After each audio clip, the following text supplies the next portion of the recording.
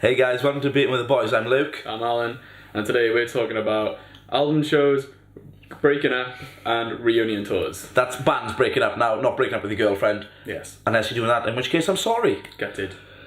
Yeah. But yeah, we kind of got onto this with the announcement today that Sailor Sin are playing a one-off show in London with their original vocalist, Anthony Green of Circus Survive Yes. fame. Obviously, we're hoping for more shows, especially as it's the weekend. I plan to attend Grows Rock. Yeah.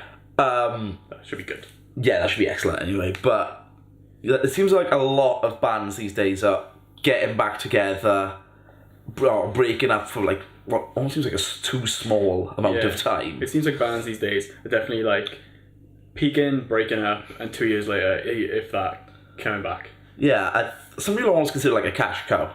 Yeah. I mean, you do a farewell tour across the world. You know, you can get like VIP packages for these shows. Yeah. I think like Alexis on Fire, for example. I went to watch their farewell show in London. I was gutted that I missed their last show as well, because I supposedly had a exam that day in university. But yeah, I went, like me and my dad went, and we got the VIP package, and it was a great package for anybody that like slates VIP package in, which I understand in some parts. You got like a screen print, lanyard, vinyl, early access to merch, and you got to meet them as well. But it wasn't just like I'll meet you, take a photo. Yeah. Well, you know, you had a good chat with them. People paid a lot of money for these kind of things as well. Yeah. You know what I mean? Like, they paid a lot because it's like, oh, it's the last time I'm ever going to see this band. Let's go all out and get the extra VIP package. Yeah, right? this is exactly what we did. You know, me and my dad had seen them countless times. Right. And now, like, this, you know, and you think, like, okay, Dallas is going to go off and do City and Colour, Wade's joined Gallows, and, you know, you hear, like, the other guys like George and stuff are doing their own thing. Yeah. And then this year at Reading, they're back together. Exactly. Which kind of, like, dampens the effect of, like, their farewell tour. I mean, at the time, obviously, it would have been amazing for everyone, but now it's just like, oh, it wasn't a farewell tour. It seemed like, you know, it was 3 years, I think, was the gap. Maybe not even 3, maybe, like, 2.5 or something like that. From when they broke up. And I've noticed, like, a lot of other bands did it. Thrice did it. Yeah. They did a small breakup of, what, like 3 years? Yeah, I think they played, like, the farewell tour was in the first Grows Rock I went to in, like, 2012, and they were back at Heavy, like, 2 months ago. That was great as well. Yeah, that was great. You know, I'm loving having these bands back, don't get me wrong. Because they're no offense, they're bands that we'd like to see. But, you know, it like, when you look at bands like, I suppose, like, The Movie Life, who have gone for a long time. Got Refused, At the Drive-In, you know, these bands are split up 7, 10 years plus. 12 years, I think, Refused were going for, something like that. You know, and, you know, that it feels like so much more of an occasion. It's like, wow, this band is back. Well, remember this band? Yeah. They're playing again, let's go see them. Yeah, like I saw Refused and At the Drive-In in the same year. And these were bands that, you know, are seminal in their genres. And to see this, it's amazing. I was literally stood there like this. Like, just watching New Noise, just like... Way before our time as well, so it was great for our generation to kind of get a glimpse of that as well. Yeah, I mean, like, you know, and like Basement, say. Who, like, Basement are a great band, but they do feel like they're on and off a lot. Yeah. I think they officially only split up once. Yeah, I mean, obviously, it's like, this whole reunion thing comes on the back of, like, the large reunion, I suppose, is Busted. Yeah, that was announced like last week or something. Yeah, I've never been a fan of Busted. I consider them the Antichrist back in the day kind of thing. It's like, oh, this band with pop-up-playing guitars. They don't even have a drummer. There's no bassist. I'm like, what is this? Like, you know? But yeah, but like back when they first split up, there was that great quote. Charlie Simpson. No, I love Charlie Simpson for breaking up Busted. I actually was like, I have respect for you now. High fives all around him. Well done. You know, I used to wear like Mogwai white t-shirts on stage, and that was cool as well. But he actually said, I wish Matt and James all the best for the future projects, but I want to make it unequivocally clear, I have no interest in rejoining Busted, and I never will. But he did. Yeah, so this is coming after he kind of got Fight Star back together as well. Yeah, like was it like a month ago they released that single? Well, they released the video. New albums. Oh, the album's out. Yeah, the album's out. Yeah, that was weird, wasn't it? Yeah, I mean, they played again. Like, they come back playing Heavy. You know, it was this big announcement, and it was kind of Fight Star. So a lot of people were like, oh, well. But you know, after saying that, it's like such a strong statement, and making such a strong statement by going from this pop band into this, you know, thrice light almost. Yeah. To go back to it is a cash cow? Is it money? Seems like it is a big money thing, but you know. Yeah. Because they know that, like, with the success of, like, Muckbusted, let's say. Like, Yeah. It's weird thing is, it's not even, like, little girls that love it anymore. It is literally people my age. Yeah. Going mental for this absolutely. Oh, yeah. There's been people... There's probably mothers who go mental for it. I'm just... Yeah. I don't get it. I don't get it. But obviously they've seen the success of that and they've gone, okay, let's do it, whatever. But yeah. Sorry, I have a cold, so I was just taking a drink. But, like... Was it the recent split up of Cobra Starship? Yeah. Again, they weren't very poppy, but No. also now everybody's jumping on like, is Midtown getting back together? Yeah.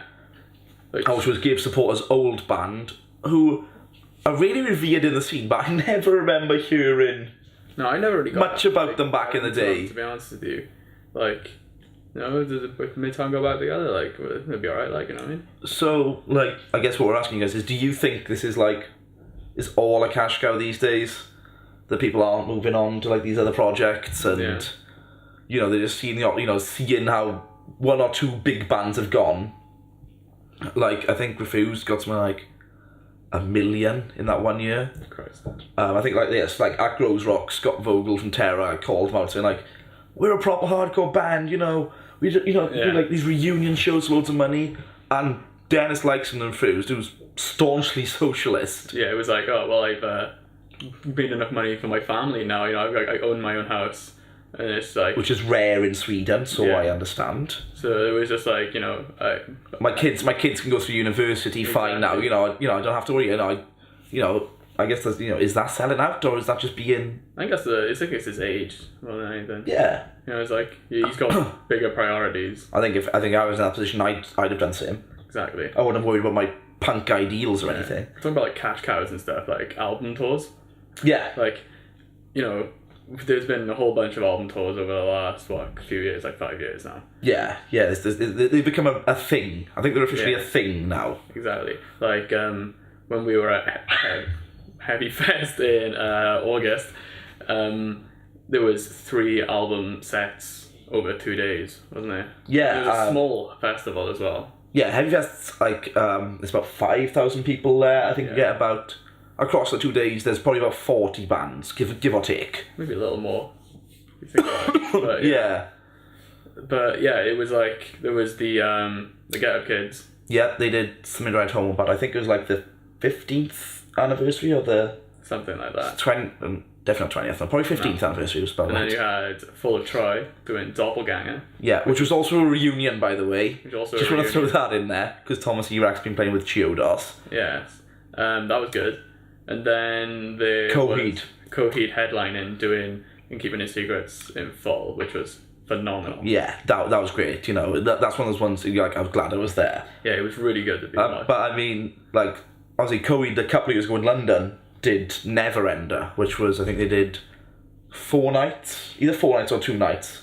It was 4 albums. Right? They did 4 albums, essentially in a row. Yeah. Which is like that's the whole concept album, the whole. That thing, works. I mean, people really geek out about Coheed.